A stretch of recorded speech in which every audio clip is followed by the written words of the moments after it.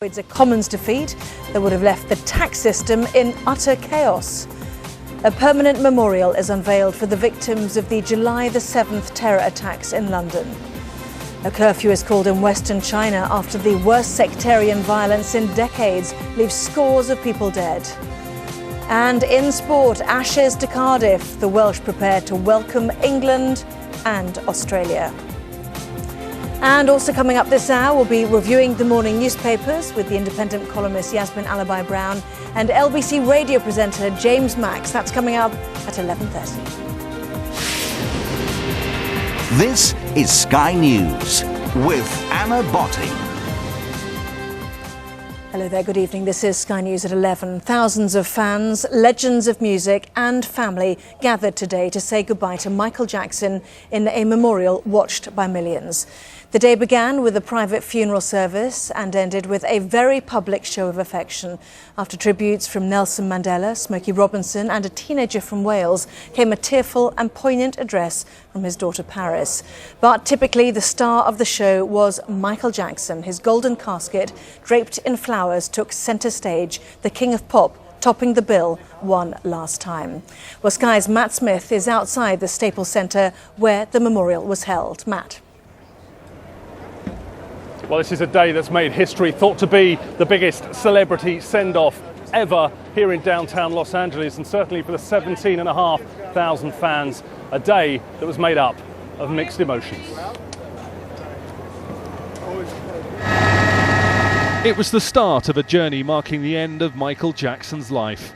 After a private family service at a cemetery in the Hollywood Hills, the singer's body was driven in a police motorcade 10 miles south to the downtown area of Los Angeles. This is the hearse that is carrying Michael Jackson's body. It is for the memorial service inside this large indoor arena. Fans had started arriving at the Staples Center hours before the event was scheduled to begin. Many couldn't believe their luck at winning the ticket lottery. Only 17,500 had managed to get tickets. Millions had applied. But once inside the security cordons, they were also mindful of why they'd come here. Still can't believe I'm here. Probably not until the memorial starts. Yeah. Will I believe that it's actually that we're here? It's so excited. So there's no words to say anything. I'm really emotional right now. Oh my God, I just can't. I'm only 21, so I feel like I'm witnessing history right now. It's like I'm glad to be a part of it. Many famous faces were also among the invited guests here to pay their last respects. It's a story of hope, joy, and celebration. A lot of sadness. We've lost him so soon, but his music legacy and his cultural contribution will last a long time. We are going to see the King soon and very soon. We are going to see the King. Inside, the show itself was a mixture of big Hollywood production and raw human emotion. Fans watched as Michael Jackson's coffin was brought out center stage, the casket rumoured to be 14-karat gold. We're going to see the King. No more crying. We are going to see the King. You and I must make a pact. We must bring salvation back. Where there is love, I'll be there. Major music stars like Mariah Carey, Usher, Like a comet blazing across the evening sky. Gone too soon. I never dreamed you'd leave in summer. and Stevie Wonder performed alongside lesser-known ones like the 11-year-old finalist of Britain's Got Talent. Don't you know I sit around with my head hanging down, and I wonder who's the girl. Others simply paid tribute to the Michael Jackson they knew. I loved him all my life. One of the first records my brother and I ever bought was Dancing Machine. And I'll never forget the two of us trying to like get the robot going, trying to be like the Jackson 5. Thank you. Thank you. I used to tease him and I'd say, you know, I started when I was 11 months old. You're a slacker. You were what, 5? When he started wearing the glove, I was like, what's up with the glove? I was like, look, if you're gonna hold my hand, it better be the non-gloved one because sequins really hurt me.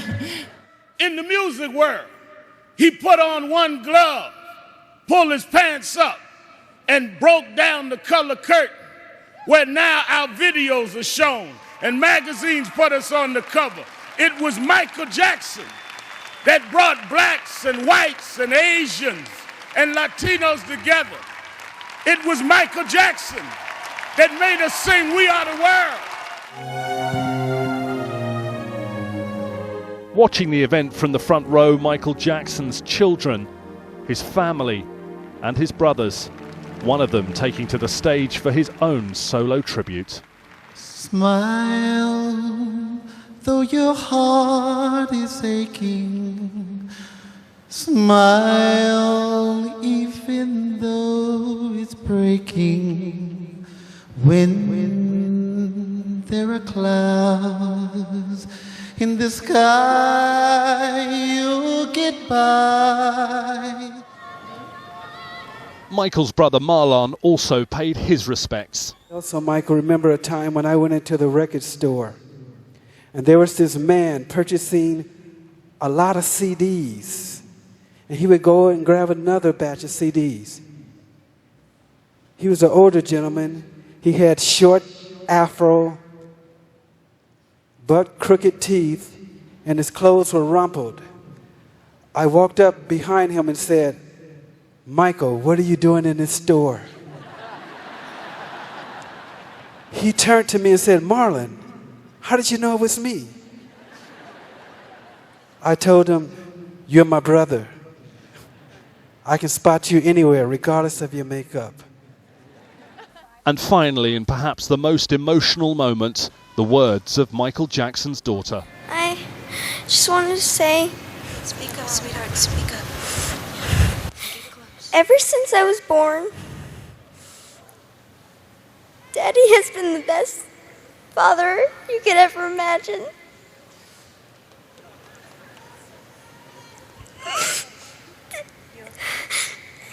And I just wanted to say I love him so much.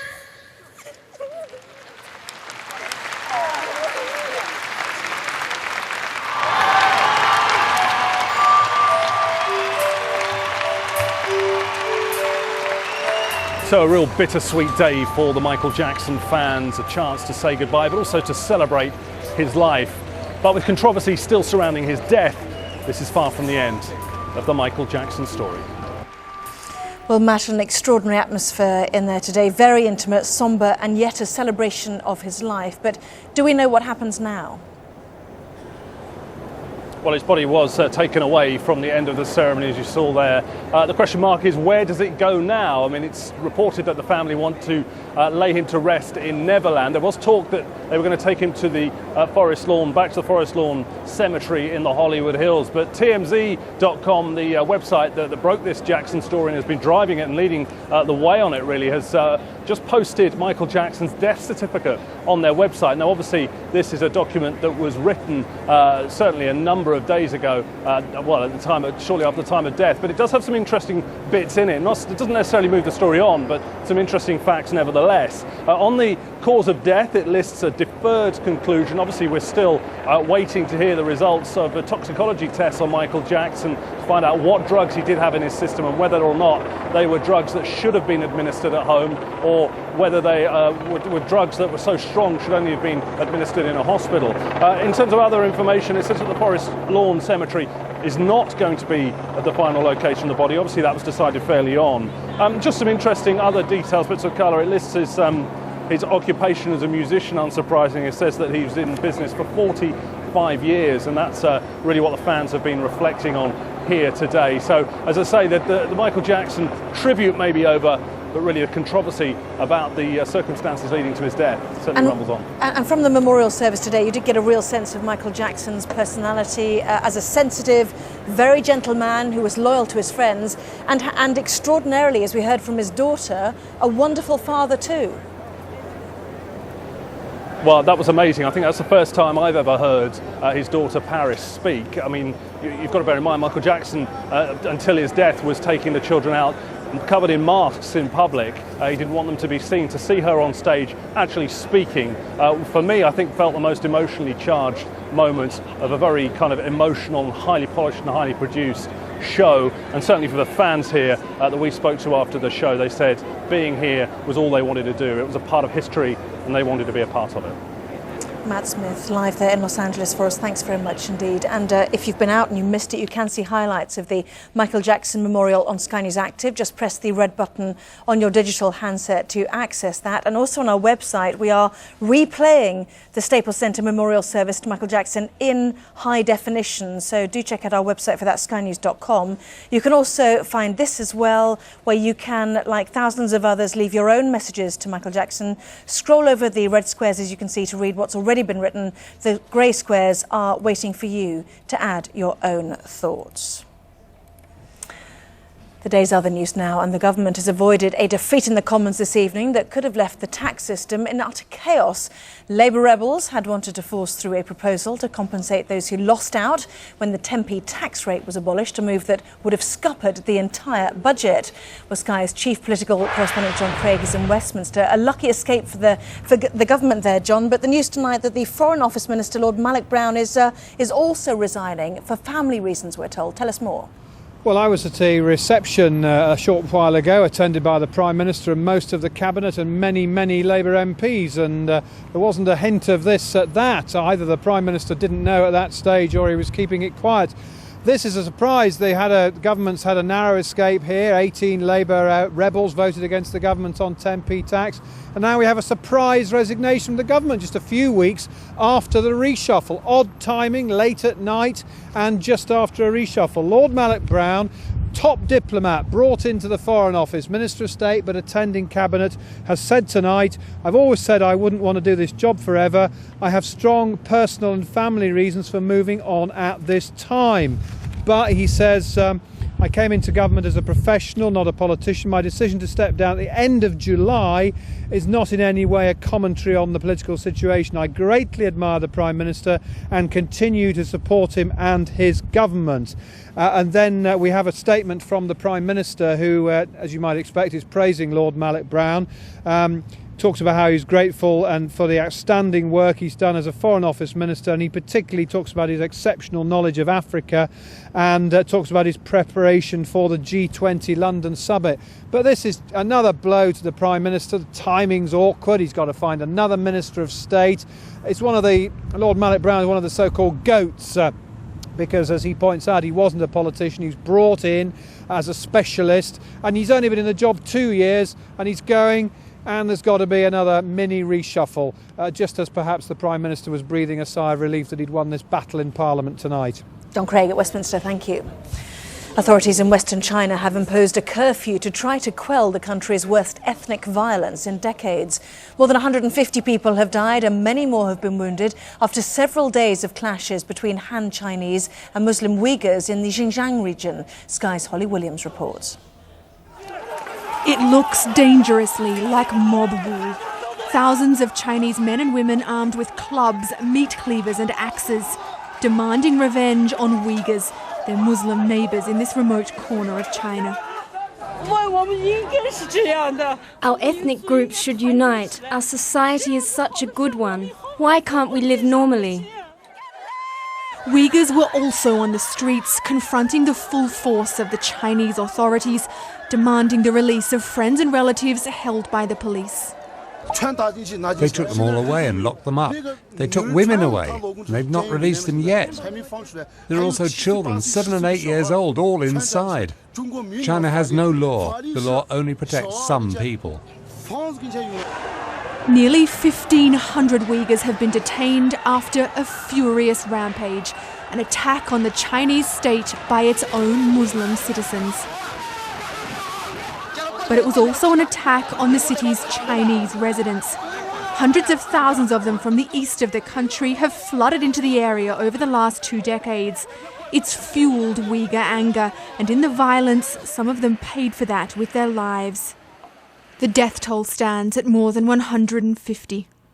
State TV tells one side of the story, Chinese victims. But Uyghurs say they're the real victims of religious and economic discrimination.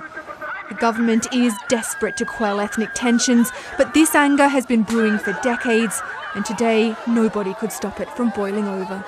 Holly Williams, Sky News. A permanent memorial to the victims of the July the 7th bombings has been unveiled in London's Hyde Park. The monument consists of 52 pillars, each representing someone who died in the suicide attacks on the capital 4 years ago. Sky's Laura Bundock reports.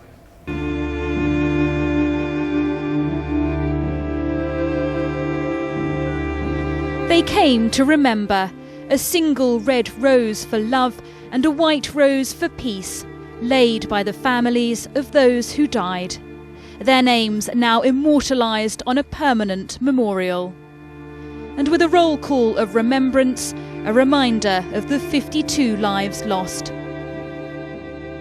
Marla Trivedi, Laura Susan Webb, William Wise. Under poignantly heavy clouds, the Prince of Wales spoke to the families, friends and survivors. I have just some small awareness of the shattering loss you have all suffered, as I can only too well recall the intense despair and many other emotions that I experienced when my beloved great-uncle Lord Mountbatten was murdered by terrorists 30 years ago next month. The 52 stainless steel columns represent the 52 victims, each one simply bearing the date, time and place of attack. I think we all felt we wanted something that showed how our beloved family members once stood tall and beautiful in this life.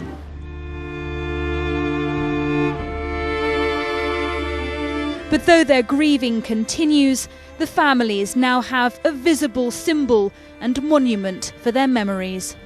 Laura Bundock, Sky News in Hyde Park.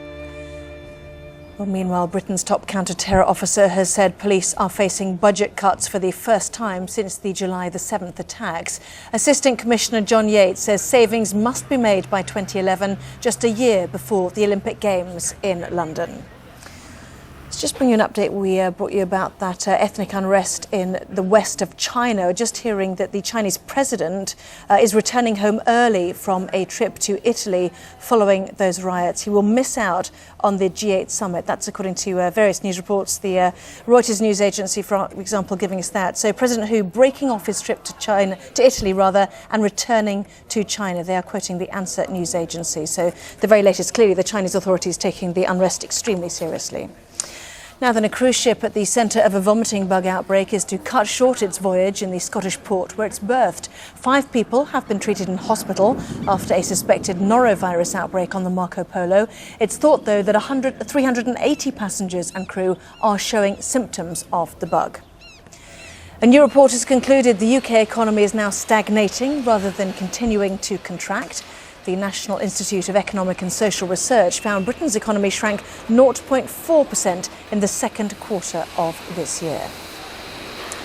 Let's take a look now at some of the morning's front pages. The Guardian leads with a picture of Michael Jackson's casket being carried by family and friends at the Staples Centre Memorial. The Express features Jackson's children's tearful tribute to their father.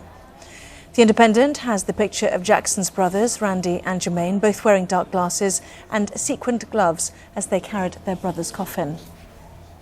Brotherly Glove is the Times headline as they too feature the family's final tribute to Michael Jackson. The Star has the pop star's rose-covered gold coffin on its front page. The Financial Times looks ahead to the Chancellor's clampdown on the banks. Human life created from a skin cell is the Daily Mail's headline. And the Telegraph also has that story of British scientists creating human sperm using stem cells. And we'll have an in-depth look at the major stories making tomorrow's headlines in our press preview at 11:30. I'll be joined tonight by LBC radio presenter James Max and the independent columnist and author Yasmin Alabai-Brown. So I hope to see you for that at 11:30. Well, this is Sky News. Check out our website, skynews.com.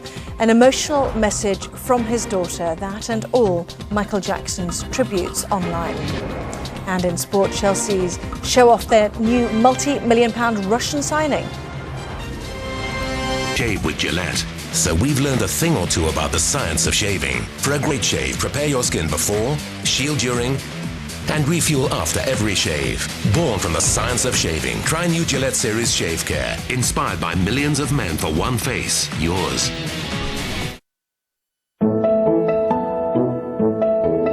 Need a hand managing your family's finances?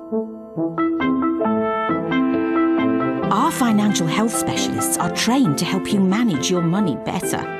Just one of the ways you can bank on us to help. Lloyds TSB, for the journey. This summer, let your imagination soar. Take the whole family to wonderful new worlds any day of the week. Meet amazing characters in our animation season, like Kung Fu Panda. Discover brand new movies a year before any other UK TV channel, all in HD. Get ready for the Sky Movies Great Summer Escape. Add movies for as little as £2 extra a week. Call 08448 244 600 or press red now. The start of the 2009 Ashes series is getting ever closer, with Cardiff ready to become the first new venue for 107 years. It's the first time in the competition's history a test will be played outside England or Australia. And as our sports news correspondent Ian Doverston reports, the city is ready for the English and Aussie invasion. On the eve of battle, it's what fans of English cricket wanted to see. A smiling Andrew Flintoff, relaxed, free of injury and on the ball, even if it is a football. Kevin Peterson too, calling the tune as only he can. Glamorgan County Cricket Club has shown ambition by bringing this first test to Cardiff, though its £12.5 million outlay on a new stadium and the near £5 million it costs to land and host the game represents something of a financial risk. We will be repaying the borrowings for the next 20 years, which is the term of the loan. Contrary to popular expectation, it's not that profitable. The costs of staging a test match are huge, and since the new bidding system put in place by the ECB, the cost of getting a test match is quite expensive. So one has to work pretty hard to make money out of international cricket. Back Western Mail. Cardiff isn't a city known for cricket, but it's learning quickly from visitors intent on only one thing.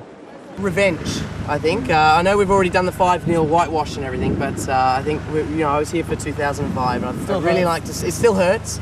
I'd really like to see Ponting get up at least 3 or 4-0. We've got a great bunch of young guys, and it's go Aussies! England's players are aware that beating the ever ebullient Aussies will be a struggle, but they also know this is a series they can win. So this might well have been a controversial choice of venue, and they'll be paying the price of it here for many years to come. But when England and Australia take to this pitch in front of a 16,000 capacity crowd, none of that will matter. What will matter to Strauss and to England is taking those sought-after Ashes out of Australian hands. Ian Doverston, Sky News, Cardiff. England are looking to replicate their 2005 series victory rather than their 5-0 defeat 2 years later. Skipper Andrew Strauss is confident his team will give it as good as they get this time round. We know what it's like to play Australia. Some of us have played a couple of times, some of us haven't played, but we know the type of cricket you need to play against them. You need to go toe-to-toe, look them in the eye. And I suppose the Australian side, in terms of losing a lot of those big players with a bit of aura about them, the likes of Warner, McGrath and Hayden. Maybe it's not quite as intimidating as it used to be, but we're still expecting some hard cricket. You get that every time you play against Australia. We're going to be ready for that, and we know how to counteract that. Fred settled in brilliantly, which is always a bit tricky coming back in the side. He's been out for a while. He's settled in brilliantly. He's very, very motivated to play well in this series, and it's great to see him with a bit between his teeth. I think he feels that he's got some unfinished business with the Aussies, and I think he's going to play a very big role for us in the coming weeks. Australia's captain Ricky Ponting has said they've not given up hope of Brett Lee playing in the second test. The fast bowler took 7 wickets against the England Lions last week, but strained a muscle and has been ruled out of the opening match in Cardiff. Well, I don't think anyone's written off the chance of him playing in the second test just yet. It was, from what I can understand, it was a relatively minor injury on the scan. But as we know, with fast bowlers and that part of their body, they can just take a little bit longer than expected. So we haven't written off the chance of him playing in the second test. But Alex is just going to have to keep a really close eye on Brett over the next couple of days. I mean, the pleasing thing out of the injury was he didn't actually feel it go in any particular time. He had some stiffness through his whole body really for the last game, as you can imagine, and pulled up a little bit sore on the bus trip on the way back from Worcester. So we'll keep our fingers crossed and hope that obviously he's back sooner rather than later. Another cricket news, the West Indies players will boycott their test series against Bangladesh, which is due to start on Thursday. Talks between the Players' Union and the West Indies Cricket Board regarding player contracts have broken down, and they failed to reach an agreement. A fraction of a second, that's how close Lance Armstrong was to claiming the Tour de France leader's yellow jersey for the first time since 2005. His Astana team won today's 24-mile team time trial around Montpellier, but they couldn't do it quick enough for Armstrong to take the overall lead. Swiss rider Fabian Cancellara retains the yellow jersey, but Armstrong is now level on exactly the same time. 19 seconds ahead of teammate and pre-tour favourite Alberto Contador. If he does take the lead, Armstrong will be the oldest man to wear the yellow jersey. Well, his team managed to avoid any problems, but not all were so lucky. Russian rider Denis Menchov, who won the Giro d'Italia, skidded into the barriers, but he was thankfully able to continue. Then 4 B-Box Telecom riders came off the road. Tricky corner, obviously. Again, they were able to return to the race, and there was also a nasty moment for Jürgen van der Broek with the Silence Lotto team. He also got back on and caught up with his teammates. England rugby manager Martin Johnson has recalled Johnny Wilkinson to his 32-man elite training squad, but there's no place for Danny Cipriani. Wilkinson, who's joined Toulon in France, hasn't played for England since the 2008 Six Nations, but he's now fully fit, and he and Ricky Flutie, the only 2 France-based players in the squad. Well, Cipriani, who was once hailed as the new Wilkinson, has failed to impress Johnson and his coaching team, it seems. The 21-year-old must settle for a place in England's second-string Saxons squad. Chelsea have signed Russia international Yuri Zhirkov, the 25-year-old under-21 winger Gabriel Obertan from Bordeaux for £3 million. The economic downturn was dealt another blow to Formula One. The Japanese Grand Prix circuit at Mount Fuji, which is owned by Toyota, won't host any more Formula One races, blaming the deteriorating economic environment. After a break of 30 years, the track staged the race in 2007 and 2008 and was due to host it again next year. Staging the race cost Toyota about £20 million. Japan will still have a Grand Prix at the Suzuka circuit. And that's all the sport. We'll have more for you later on. Dan, thank you. You're watching Sky News. Still to come, we'll be seeing what's in the morning papers with LBC radio presenter James Max and independent columnist and author Yasmin Alabai-Brown. Back in just a moment. Hello there, you're watching Sky News. Time to take a look now at some of the best stories in tomorrow's newspapers. And joining me this evening is independent columnist and author Yasmin Alabai-Brown. Very good evening to you. And LBC radio presenter James Max. Good evening to you as well. Hello, good evening. Come to you in just a moment. Let's just remind ourselves of what is on the front pages of those papers. The Guardian, to start with, leads with a picture of Michael Jackson's casket being carried by family and friends at the Staples Centre Memorial. The Express features Jackson's children's tearful tribute to their father. The Mirror also covers their public farewell to their father at his memorial.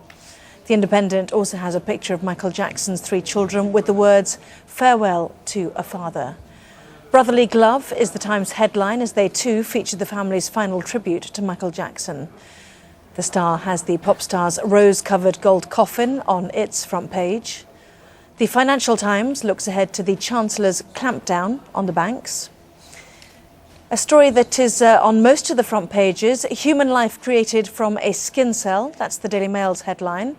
And that story also leading the Telegraph, which has the story of British scientists creating human sperm using stem cells. Well, we'll come to that story in a moment, but let's just talk about Michael Jackson, which is clearly the dominant picture story, certainly, not least because we finally heard from his and saw his children. That's absolutely right. And I think the Daily Express, I mean, you see the front page, and then, of course, inside they've got a spread of pictures of showing the events of the memorial service, how it ran through. And I think particularly to see those children for the first time unmasked and, you know, and I suppose to see the whole family together is something that we haven't seen, certainly, for a while.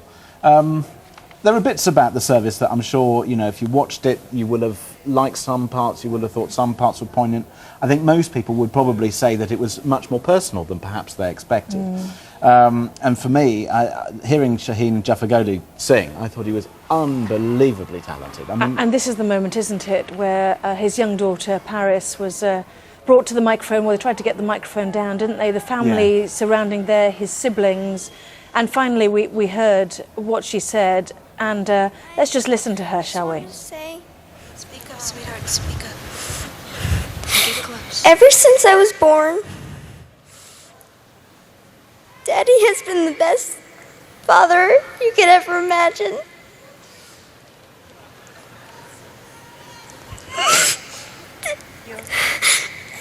I just wanted to say I love him so much. Well, the daughter's pain there quite evident, and that was a heartrending moment, certainly. And I don't think, I'm sure some people will think that that was all organised and that they were going to. And I don't think it was. I feel it. I mean, I wouldn't have brought the little girl to this to do what she did, even if she'd wanted to. I did feel some of it was really staged, and I didn't feel. I don't agree with you that it was all personal. It was all marvellously staged. And the point at where I felt there were some real moments was when Jermaine sang, and I thought that was real. And he had kind of broken out of the, the choreography, the whole but setup. It's going to be organised. It's a massive thing. I mean, it's not going to be anything other than that. I don't agree with you that was personal. It just felt like like too much of a showbiz event. But and you have to remember that this was the public side of it, because they'd done their private ceremonies earlier. You could do this later. You could have done this later, after he was buried. This just seemed the wrong time to have such a polished performance. But clearly the family didn't believe that, because they okayed it and they turned up, as we saw. And this is Jermaine actually singing. What we heard was Michael Jackson's favourite song. Smile, though your heart is aching. Smile, even though it's breaking. When there are clouds in the sky, you'll get by. Well, I mean, there were many memorable moments, weren't there, I suppose, for somebody who has wanted to listen and sit through it. The pictures there, as you can see in the Daily Express as well, of the family members, those who paid tribute, the likes of Mariah Carey, Shaheen Jaffagoli, the star of Britain's Got Talent. He was brilliant, wasn't he? Absolutely brilliant. He was lovely. Yeah, who would think he's just a young lad in front of an audience of tens of millions worldwide. But the other coverage as well, The Guardian. I know, James, you're not happy about the way The Guardian has presented this story. No, I think on the one day where, regardless of whether you think it's personal or whether you think it's right to have it at this stage, fact is, this is the funeral, this is the memorial service. And I think that The Guardian, Andrew Gumbel, who's their reporter from Los Angeles, you know, within a sentence he's having a dig, he's already talking about the other side of Michael Jackson. We all know that there's a side of Michael Jackson that we either don't know about or that, you know, whether it's the death in mysterious circumstances or whether it's the stories in the past or all sorts of things that if you want to have a go, there's plenty there. But I think this is not the place to do it. It's not the time to do it. And the front page of a national newspaper is definitely not the place to do it. And I think it's completely insensitive and completely off note. I think it was his brother Marlon, wasn't it, towards the end, saying, maybe now, Michael, they will leave you alone, reflecting the success and the tragedy of Michael Jackson's life. There was a tragedy, but one, I think we have a diverse press. And there would be something very wrong if every single newspaper went into this adulation. I mean, I don't have any problems with that. What I do think, the people who exploited, I think, today were people like Al Sharpton, who gets on stage and, you know, who are these people? Well, where were they friend, when though, Michael Jackson was clearly in trouble with his own life and how the children were being brought? Where were they? Why didn't they come to him when he needed them? Well, you know, you don't know whether or not he asked them, and the fact is that if, for example, I mean, you turned up on one of your neighbours' doorsteps because you thought that they were doing something wrong, they'd tell you where to go, wouldn't they? I mean, you can't intervene sometimes. And you're also making a presumption that he was addicted to prescription drugs, something we don't yet know. Something we don't know. We've now got I didn't say that, but he was in trouble with a lot of stuff. He was not a happy man. He was not dealing with a lot of things. Well, we could see it. And it seemed to me that everybody was living off him then, and I don't know, something in me felt very uncomfortable today, I must say, watching the show. We have now got a copy of Michael Jackson's death certificate as well, and it does say in terms of the cause of death that it is deferred, waiting obviously for toxicology reports. A lot of it is redacted, as we can see, that word we now know from MP's expenses in black.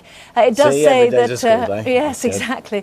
It does also say that how long he'd been in occupation. The answer was 45 years, just showed what a young star he was, aged just 5. And that is something that people want to remember today. The Times also, the family's final salute to the King of Pop, with his brothers there wearing matching outfits and that sparkling sequined glove that Brooke Shields mentioned as well. Yes.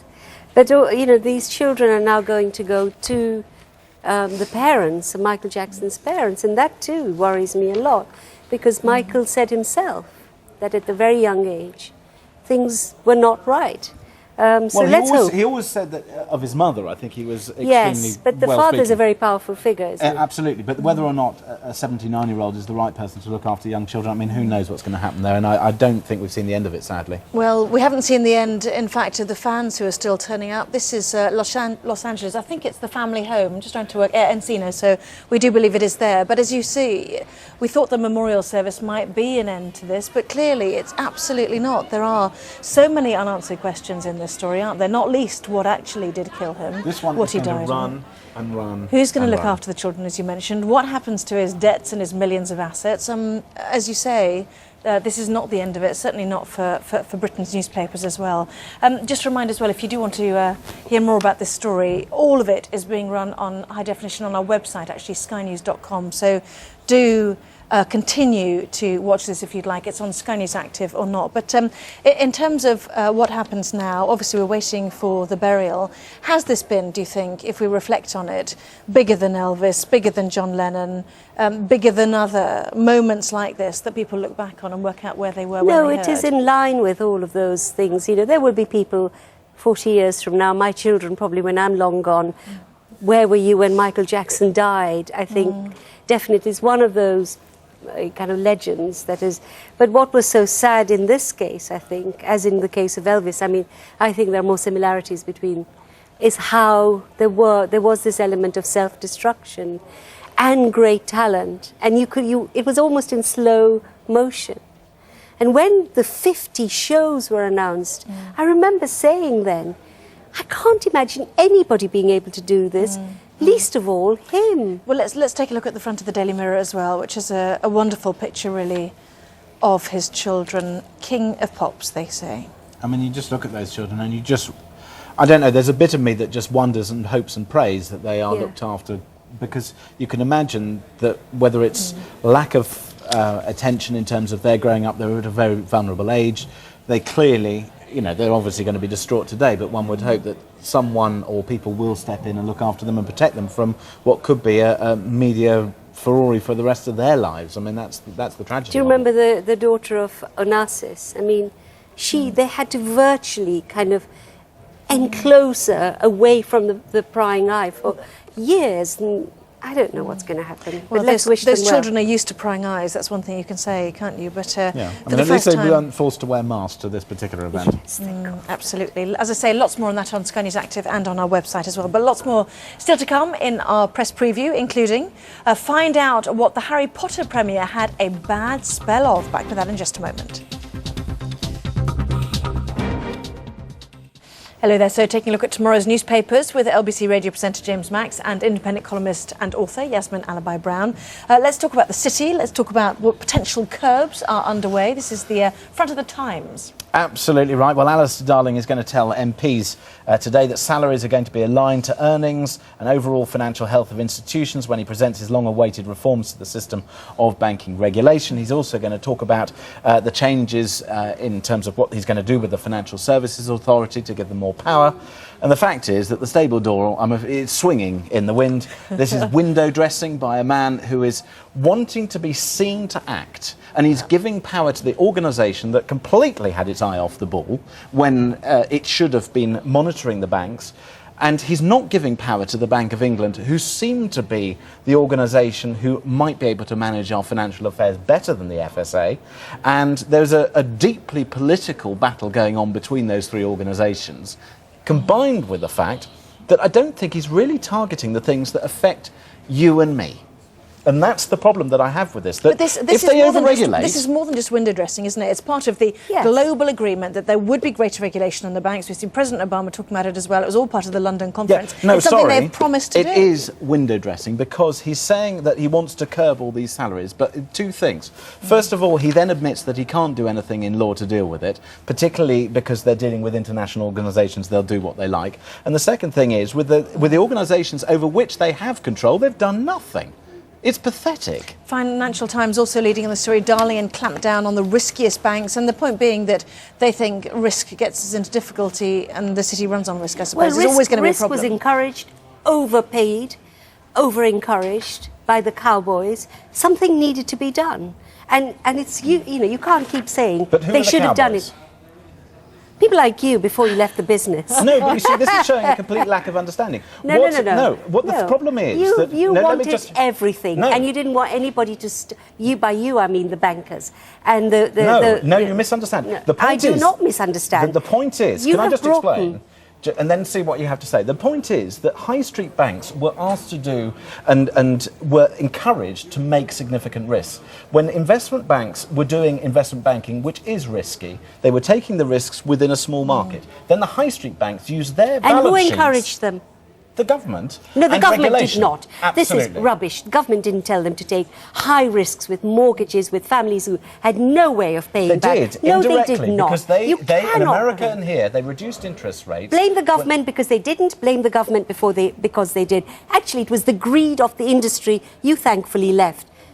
Well done. No, but the thing is that you misunderstand. I'm sorry, I do not misunderstand. You do. It has brought us into chaos. It is time to do something. Actually, in America, they've started looking at regulation in a very serious way. Yes, but they're doing regulation in a different way. And what we need to do, and what he should be saying in this regulation, is that high street banks should concentrate on doing high street banking work. Secondly, they shouldn't be taking customers like you and I for granted and bringing back 90 or 95% mortgages. They should be controlling pay for people who are not who are not performing, instead of trying to cap those people who are performing. And this is the problem, that people don't understand the difference between high street banking, lending, credit cards, high-risk transactions and international finance, because if you overregulate the wrong bits of business... We've got a lot of other stories to talk about. We end up losing our financial services business and we all pay. So Alistair Darling going to be talking about this tomorrow. No doubt we will discuss it. He will indeed, and we'll be looking at the hot air there. Let's look to The Guardian, shall we, which is talking about China. Yes, and they've got a very good journalist